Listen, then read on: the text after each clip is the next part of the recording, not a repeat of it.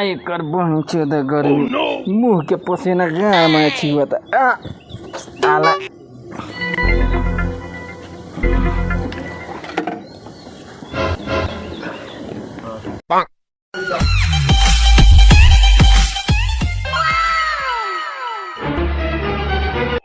हो भिकन काका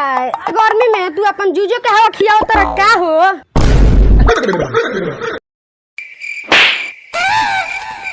कारे माधर मऊगा एगो तो ऐसे ही गर्मी झाड़ झोकरले रहता आ तेसर बारी झाड़ भर के टेरी आ बात करते रे ऐठी ए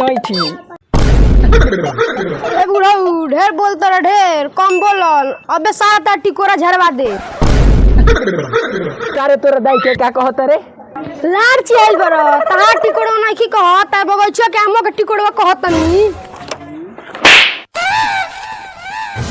आ कारे सर खाली ओबरा से तो उल्टू आसिए बोलता रे हम का झाट उल्टा सीधा बात बोले बनी जन तू कहत रहू न बोले बनी बता टेड़िया कहां बा ओकरा के ले जे बगैचा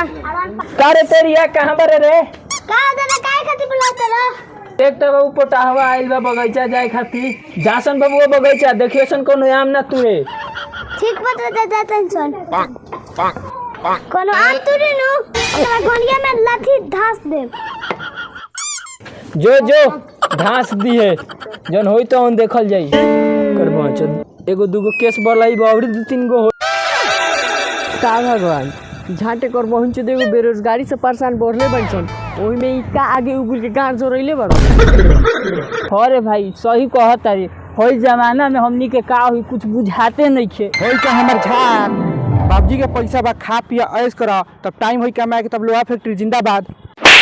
साल कबो गइलहु बड़ी लोहा फैक्ट्री देखे जब धरिया से कान्हा पर गरम लोहा तो फेंकले वो गांड में भग भग धुआं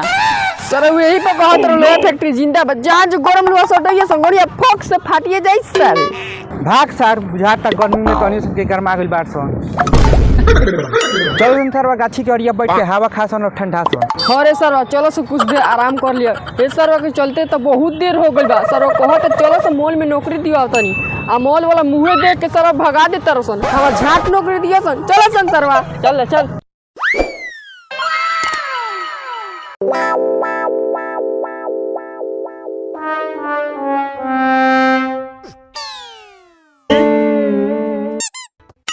रे सरवा गर्मी तो एकर बहिन चुद गाने फाड़ देले बा रे सरवा रे हो देखबो सन कौन लवनी में ताड़ी लेके जाता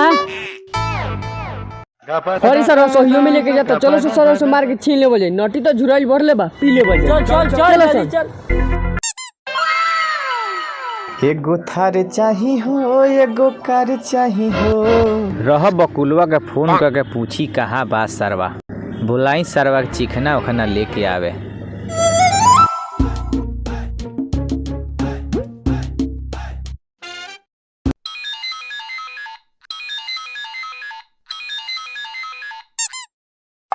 हेलो हाँ बोल बियासवा का कहत रे कारे बकुलवा कहाँ बड़ी भाग सर बाजारे गोरनिया आवत नहीं रास्ता में बानी बोल भाग सर ताड़ी पीबे अरे सर काहे ना पियबे तो हाँ तो ठीक बा गिलास 2-4 गो कुरकुरा लेके आओ अड्डा पर हम चलते नहीं अड्डा पर ठीक बा हाँ ठीक बा चल बैठ हम लेके आओ तनी कुरकुरा गिलास उम्र सारी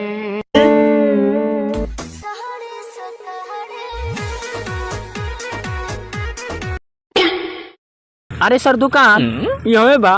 चलो तरिया के चिखानवा ले लेता नी कुरकुरा गिलास चाचा 5 गो गिलास 4 गो कुरकुरा तनी दे देबा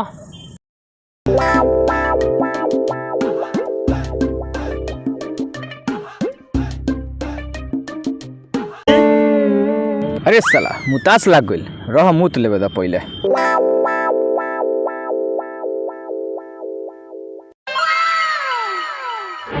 रे सर रे रुको सर सर वाला बनिए तो रख के मुते गइल बा छीनला के का जरूरी बा चुपके चलल जाई आ चोरा ले बल जाई अपनी के कमो हो जाई आ छीनहू के ना पड़ी सही कहत चल चुरा के लेके भाग चल जा एगो थार चाही हो एगो कार चाही हो गुंडागर्दी करे खाती हथे यार चाही हो हट तो रमाई के हमार ताड़ी लेके कौन भाग रे माधर चूत। कौन सरवा लेके भाग गइल हमार ताड़ी रे सरवा। का रे सर अभी ते यही जबारी हमारा से कॉलेज की अड्डा पाओ हम चलो तनी अभी ले एजे का करते रे सर। भाग रे सर हे जा रख के तड़िया मुतत रनिया कौन माधर चूत पीछे से लेके भाग गइला। सर तू झूठ बोलता रहो हमार पैसा खर्च करा के कहता रहो तारी चोरी हो गई ऐसा से कौन तारी चोरा लेता रहे। ना रे सर सही कहतानी हे जा रख के मुतत रनिया साला कौन पीछे से माधर चूत लेके भाग गइला। जब सही कहत तरीस तो ये नहीं के नहीं सरवा पियत हुई सन चल जो हल जा। चल चल सरवा जो हल जा चल।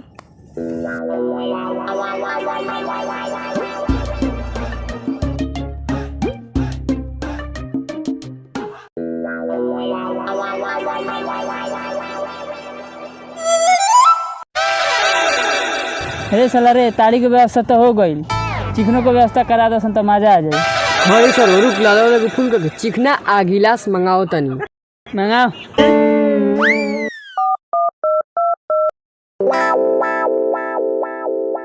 बाग सारे हो तोर बकरिया और मुर्गिया खेत में जाती है। रे जाए दे मुर्गी हमर लाड़ उखाड़ी।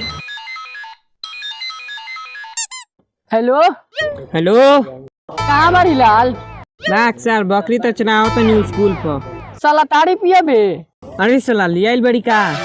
अरे 3 आदमी लिया बहन से एक लबनी बाना के किनारे बैठल बहन से चिकना गिलास लेके आओ जल्दी से। ठीक बा हम लेके आते बनी चिकना गिलास 5 मिनट में। हे सर देखत रहिए तनी बकरिया आओ तनी ताड़ी पी के। ठीक बा जो जल्दी आइए ना तो बकरिया तोर छोड़ के चल जाम हम। आवते बा 2 मिनट में तनी बर्दाश्त करो सन। लसन यार ले आ गइल चिकना बनाओ सब पेक।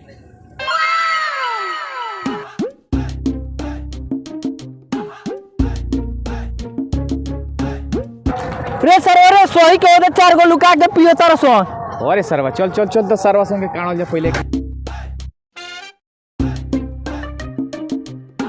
ढारो सन जल्दी से पियल जाओ।